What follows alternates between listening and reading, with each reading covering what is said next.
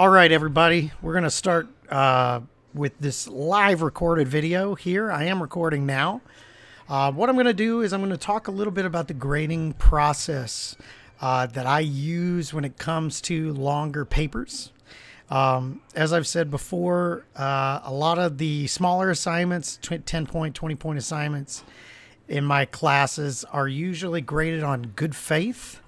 Are you engaging with the material? Are you following very broad guidelines in terms of,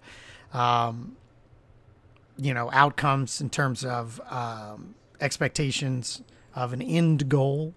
And I give good faith points on those sorts of things, right?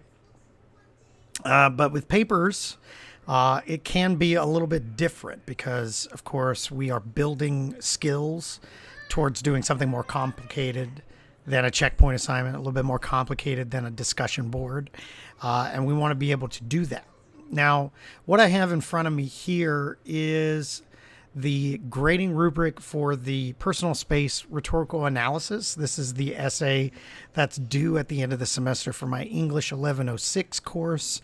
But this same method is used when it comes to my children's lit final paper as well. And so everything I say here will apply even if the criteria might be slightly different. Now, before I get started talking about the actual nitty-gritty of what's in front of you here on the assignment sheet, and this is available on Canvas. If you just go to the assignments tab and click on the assignment itself, this rubric will be available there on the assignment sheet, and you can see that. This is just the downloaded Word doc version of it, and I apologize if you can hear my daughter in the background. But one thing I want to say before we get into that nitty-gritty is just sort of address, for my 1106 students, the conditions of rebuttal, right? I think a lot of times students can sometimes have a lot of anxiety when it comes to writing papers, turning papers in, and getting feedback on them. There's just something sort of emotionally raw about writing, even if you're not writing about something personal. A criticism of your writing tends to feel like criticism of your intelligence. I would like to reassure you that that's not the case, at least for me. But I understand where that's coming from. As someone who grew up in deep Appalachian coal country, getting coded messages about how my accent or colloquialisms will make people think I sound stupid, I totally understand. But it's really just, writing is just a skill that requires practice and structure and planning. And that's it. And that's all there is to it. But I do think a lot of people anticipate that writing assignments in English classes are opaque at best, right? I've even heard colleagues or my grad students who've observed my classes before question this particular method simply because, to quote a grad student in the past, aren't you just giving them the answers? Well, yeah, I want them to succeed. Otherwise, I'm just grading my students on their natural writing talent and not on what I've taught them, which is stupid. To be blunt about it, I'm not interested in you dazzling me with your natural gift for words, because some people don't have that. Instead, I'm grading your paper on your ability to present an argument, to fulfill logical expectations for a written audience, in terms of evidence, in terms of grounds, in terms of anticipating their needs. And it's really as simple as that. And in order to do that, I try to give my students as much skills as I can through the class. Now, obviously, English 3524, there's not as much time to devote to actual like writing practice, but the writing process is still something that I've shared with you to sort of get you back up to speed for an English 3000 level class. And of course, in English 1106, the course is nothing but that, right? So everything we've been doing up to this point will lead to the paper. And so now it's simply just time to really explain fully how the grading process works, so that you know what you're getting into, what you're expected to do, and how the feedback is going to be given back to you.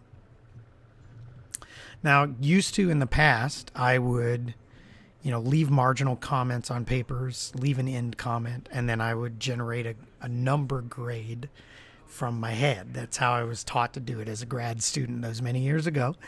And I found like I was wasting a lot of time and having a difficult time parsing out, well, is this a B or a B plus? Is it an A or an A minus? Where is that number that I'm generating? And so I think rightfully sometimes students feel that English grades are too subjective.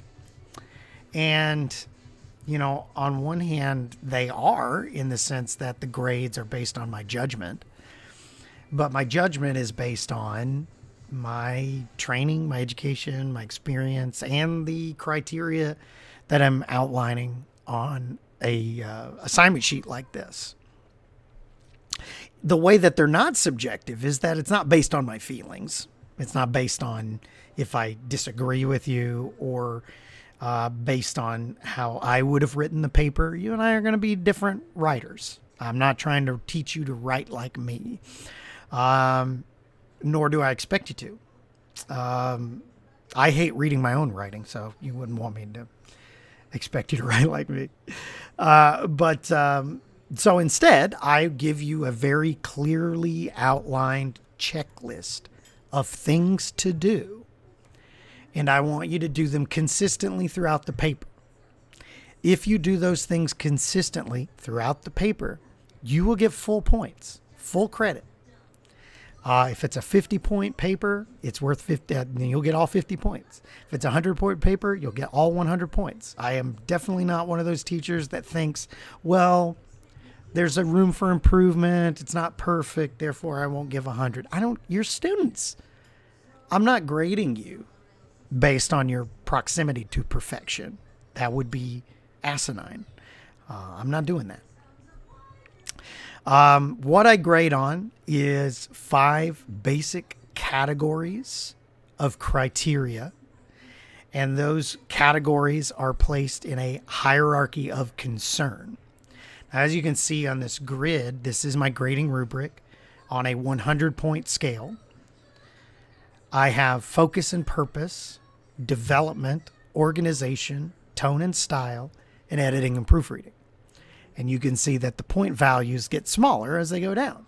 That's because focus and purpose is the bulk of your paper, I feel. If you're hitting the bulk of the essay's sort of assignment outcomes and expectations, you should get a lot of points for that.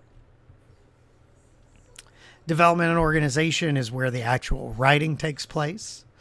We're talking about your ability to develop and organize an argument for an audience.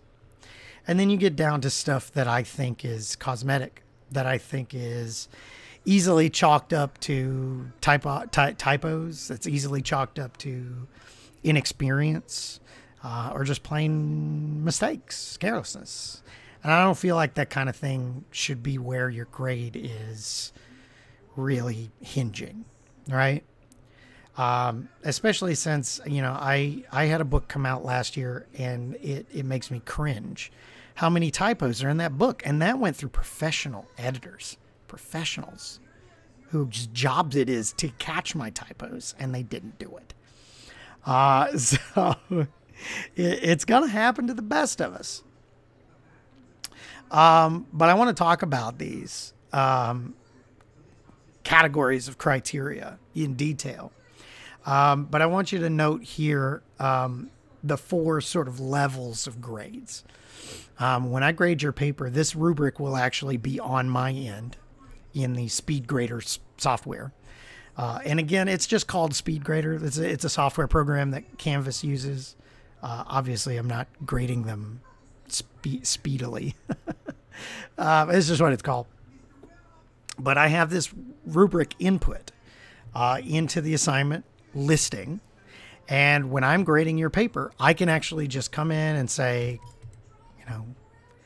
consistent, mostly consistent, inconsistent, click, click, click. And I just click on the boxes and then it will generate your grade. You don't even have to worry about me doing bad math. That's where your number grade is coming from. And as you can see, the sort of drop off here, at the very least, you're getting what, 20, 30, 40, 2, 4, 6, 8, 48 points just returning something in. But like I said, it's really about consistency. I'm not asking you to do these things well or masterfully. I'm not asking you to do them perfectly. I'm not asking you to do them in a way that I would do them. I'm merely asking you to attempt these things consistently throughout your paper. Consistent means that you are succeeding at doing everything in that category consistently throughout your paper. Mostly consistent means that you're doing either most of the things on that checklist throughout your paper, or you're doing all those things but not consistently enough, right? So if you just have one paragraph that's a little unfocused, one point you're trying to make that doesn't have, the strongest evidence or no evidence at all or something like that. Inconsistent is what I see as at least an attempt somewhere in your paper to get those things in there, right?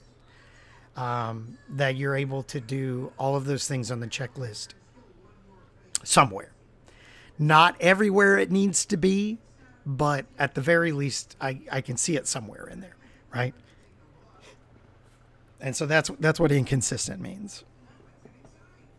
I don't even particularly like the high pass, low pass language, but I know sometimes students prefer that. But like I said, if you do all of these things consistently, that adds up to 100. It's 100 points. I'm bad at math. That's roughly a B, and that's roughly a C if you get straight up and down, mostly consistent or inconsistent. In all likelihood, it'll be a little staggered, right? I think the most common thing that I see in inexperienced students is consistent here, mostly consistent here, and this is obviously, it's not something I particularly find very impactful, and so the most it's going to affect your grade is like a plus or a minus. But please, if anybody in the chat room has questions as I go over this, feel free to ask them while I'm talking, and I will pause to answer those questions as we go. Let me take a little water break here. It's my Salem Rail Yard Dogs minor league hockey. So that's how that grading process works. I want you to have a definite number, and then the grade that comes out of that is based on the university's default grading scheme. I found that students prefer this because they can at least see more specifically where that number is coming from, that there's an actual calculation, and it is as sort of data driven as possibly can be. The criteria I'm outlining here is based on the course, right? I'm not going to particularly expect you to do anything that would be wildly outside the realm of expectations for English 1106 or English, 3000 level English course. And we'll talk about these as we go again. So like I said, there is a little bit of a trickle down effect, right? A poor focus and purpose will inevitably affect development and organization. right? But let's talk about what those categories actually mean. Now, like I said, this is the assignment sheet for the personal space rhetorical analysis. So these criteria aren't going to be exactly the same on the final literary analysis paper in English 3524. I'll talk about it as we go. But focus and purpose is just that. We want to make sure that we have an essay that has a very specific, focused claim, and that the entire paper is focused on supporting that claim. And the focus needs to be appropriate for the space that you're working in. So as I mentioned earlier, before we started recording, you know, one of the reasons why, say, for instance, the English 3524 paper asks you to focus on a single text from the class is because it's a short paper. It's hard to tackle very big, broad topics in such a small amount of space. So you want to make sure you have that focus. For English 1106, remember, globally, the introduction provides the necessary context for the essay and provides a clear thesis claim. We want to have right up front, very clearly stated for your reader what the purpose of the essay is. We need to make sure that it's arguing specifically for the prompt given. So this is going to be different in English 3524. For 1106, it's arguing for an interpretation of a personal space and the writer's personality and values. We want to recognize the possibility of a skeptical audience. So our focus and purpose does include, you know, making sure that we have in mind someone who may disagree with our claims. Locally speaking, we're talking about a paragraph to paragraph basis. We want our paragraphs to focus on a specific supportive goal or purpose at a time and develop that purpose with persuasive evidence. So we want to make sure that our paragraphs aren't going all over the place. We say this paragraph is to prove this point before I move on to the next one. Likewise, you need to utilize evidence to support all claims and citing secondary sources when they're used. It is important to note that without appropriate citations, that's a big problem, right? So make sure you're using in-text citations, MLA format, and a works cited page. In fact, it's one of the first things I do when I look at your paper. I'll scroll down to your works cited page. I want to see the breadth of your research. I want to see the variety of your research. I want to make sure that it's there. And that is worth 40 points total. So doing all of those things consistently throughout your paper, maintaining that global focus and purpose, and making sure each point is explained and focused on one at a time, that's 40 points. Development is actually your argument in terms of our writing process, both in English 1106 and for the notes that I've given to 3524. Development is really coming from that Tallman frame step. We're asking you to develop out an argument, meaning that you've considered all portions of what Tallman gives us an explanation for. Claims, reasons, grounds, warrants, backing, skeptical audience. We want to make sure that you're thinking about those things throughout your entire argument. We want to develop our paragraphs progressively, demonstrating your understanding that the argument needs to develop as a whole rather than isolated parts. As a reader, you don't want to be thinking, well, what do these paragraphs have to do with one another? Globally, the essay needs to show an understanding of audience-based reasoning, considering, you know, common cultural touchstones or kairos, for instance. We want to make sure we recognize where concessions or qualifications are necessary, right? Recognizing that there are other voices in any conversation, academic or otherwise, and that you're not just shouting your opinions into a void. Locally, on each paragraph, each point that you're making, you want to make sure you're using grounds and backing if an audience would have a difficult time interpreting something in a different context, right? We want to think, what kind of resources could be used to help illustrate a point that we're trying to make. We want to make sure that we're identifying and gathering both primary and secondary resources to support ideas. For 1106, this means, of course, common interpretation of your personal space. That's primary research. Secondary resources include drawing from published resources, of which I've given you several in your assignment sheet. Just scroll down to the bottom and you can see those right here. I scroll down. I got a whole bibliography of secondary material you can use right there. In 3524, a lot of your papers need to focus on close reading. A close reading of a text counts as primary research. You're looking at a primary text and you're drawing conclusions from it. Secondary resources are important when you're looking at trying to reinforce your interpretation of something. It needs to be a little bit more than just, let's say, your opinion, right? Your opinion is strong, but you also have to recognize that your reader recognizes that you're just a student. And so your word doesn't carry as much weight, say, as someone in my position, right? But even if I was writing, I would need backup. So that's what we need to think. And likewise, you want to explain each point explicitly and concisely how observations should be interpreted. This is in the terms of the 3 E's, the third E. The explanation portion of the paragraphs are often the most overlooked part.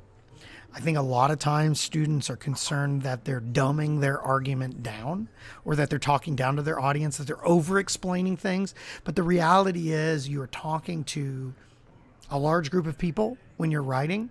And so you do have to, sort of hedge your bets in a lot of ways. You don't want the possibility of somebody misunderstanding you to be greater than the possibility of somebody, saying, well, duh, right? So it's important to explain your thought process as explicitly as possible. If I'm being honest in terms of grading, I am looking at most specifically recognizing where concessions or qualifications are necessary, recognizing that you're not shouting into a void, that there are other people in the conversation, using appropriate grounds and backing, as well as explaining those points explicitly. Those are going to be the ones that are going to weigh the most heavily on this section.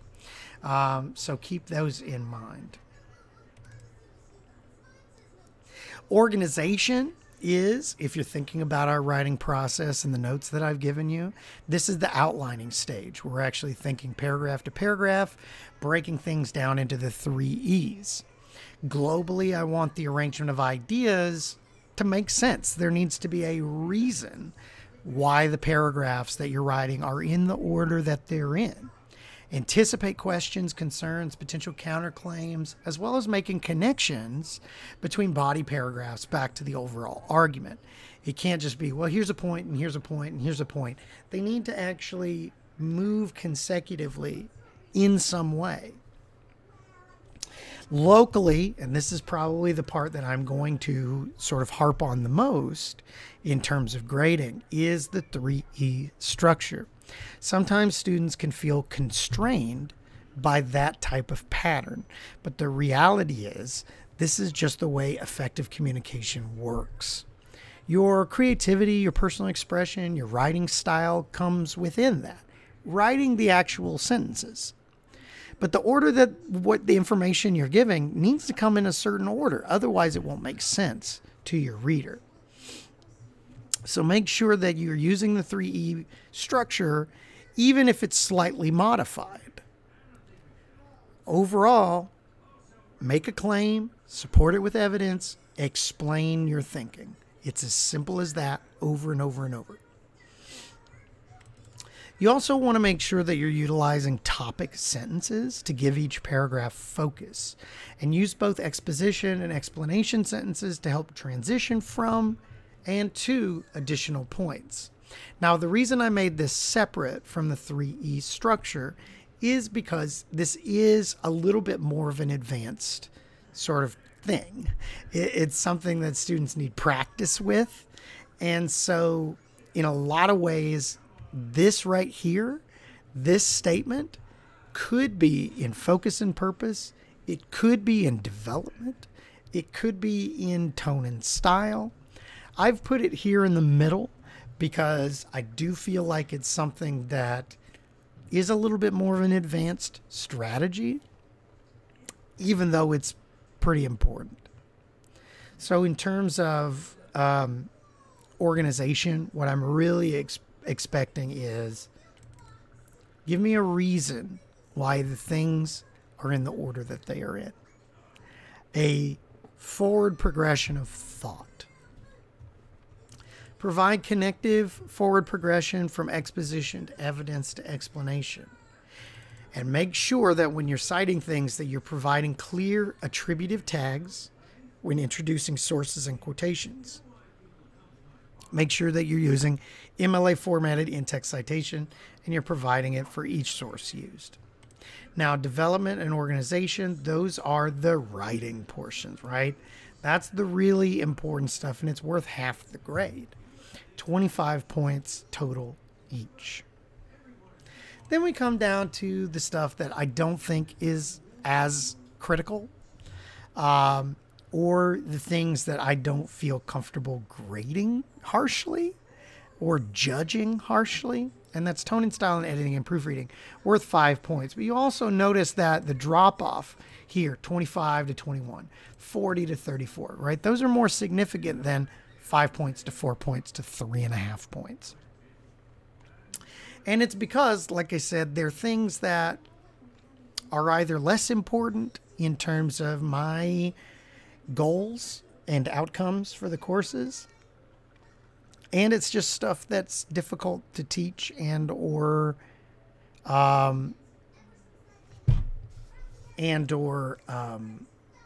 judge, right? So tone and style, I don't like judging people's language. When it's appropriate for the audience and purpose, you're merely thinking about it in terms of, you're writing an essay for a college course and not an email and not a text message, not a Facebook post. So there's a level of formality to it, but it doesn't need to be an elevated sort of overly formal concept. We want to be fair and objective when we're summarizing opposing views. Even if you feel really negative or strongly in opposition to another person's opinions, it's really important to maintain an even tone when it comes to dealing with that. So sarcasm, insults, those things aren't appropriate. Sentences and word choice are clear and concise and using direct language and clear communication. What I mean there is that I think that, there's a sort of natural tendency for students to elevate their language, to try and use more complicated words and more complicated sentence structure than would maybe be appropriate, or maybe than they know how to do appropriately. And so it kind of comes off as feeling a little stilted, and sometimes, honestly, it has the opposite effect, where it makes you feel as a reader that this person is trying to put on airs. So just be clear, just be concise, be direct, use plain direct language, unless nothing else would suffice. When I say excess wording and sentences are removed, you don't need that fluff. You don't need that BS that they probably are encouraging you to do in high school. Like, just say what you mean to say and then move on, right? We don't need a lot of flowery language. We don't need a lot of those inflating phrases that are used maybe in speech to buy you time while you think of the next sentence. You don't need to do that when you're writing.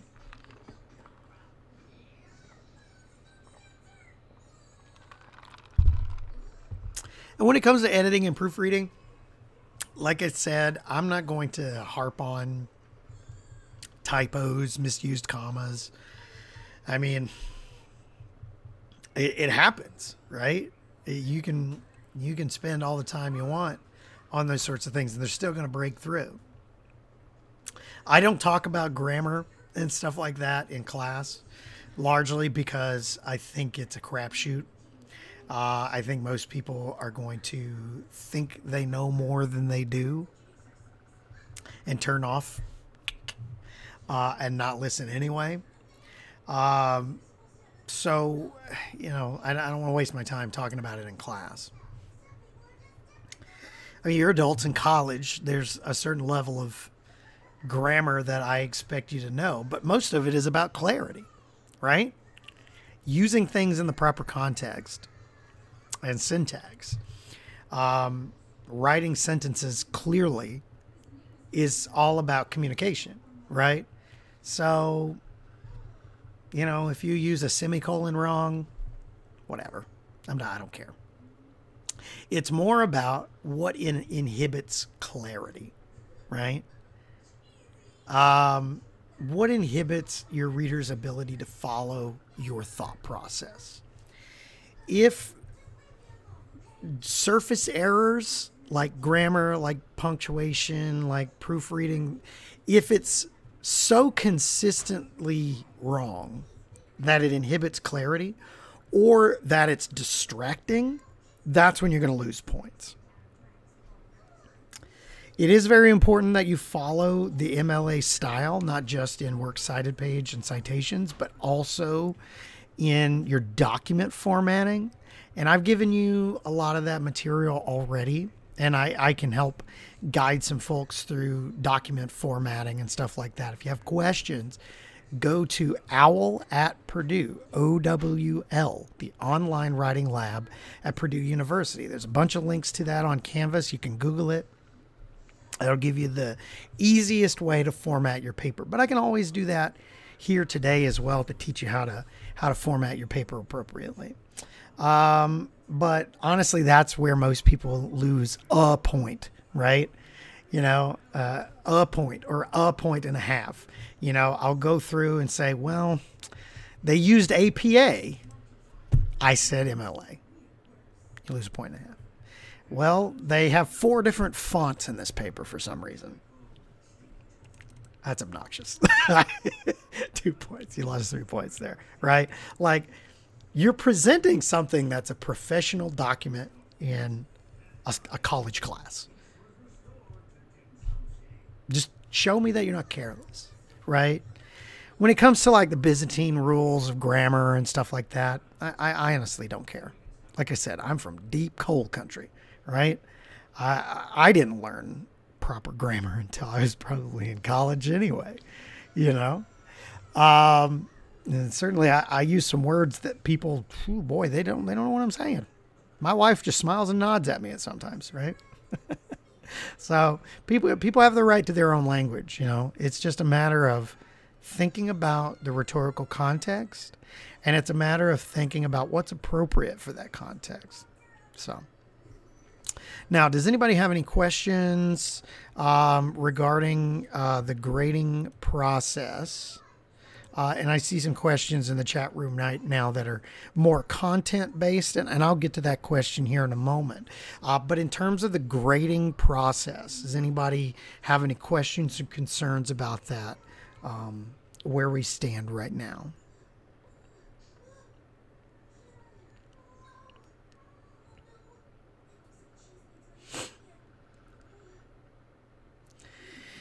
Now, the one thing to point out, at least for English 1106, is that this is a 100-point scale right here. So your final paper will be a 100-point scale. But your first initial draft that you're turning in around Thanksgiving break is actually only worth 50 points. So it will be scaled down, but it will be the same scale, just scaled down. So the numbers will be slightly different when you look at the assignment sheet online. But this is the 100-point scale and how it works for those papers. So, no questions? All right. You got this. Let me know if there's any questions about the grading process. This is how I communicate feedback. I don't do a lot of commenting because I would just be writing this, right? But of course, anytime I give you this, if you have questions about this once you get your paper back, feel free to come and talk to me, and I will be glad to talk about specifics. And yes, someone did say if somebody wants to turn in their paper a little bit early, I can give you some feedback early on. Just because of time constraints and the number of students that I have, I won't be able to like fully grade your paper and give you really, really deep detailed stuff, but I can read your paper and tell you areas that you need to focus on, before you turn it in. Okay. And that can be done via email. It can be done, via a Zoom meeting, whatever works for you. Okay. But yeah, that still stands. Any other questions? Give a moment. There's a little bit of delay in the chat room and the stream, so.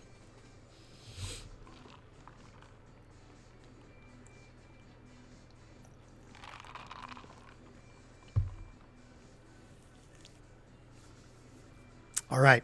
That was about a 36-minute spiel. And if I were doing this live in person in class, I would let you go early. So I'm going to stop recording now.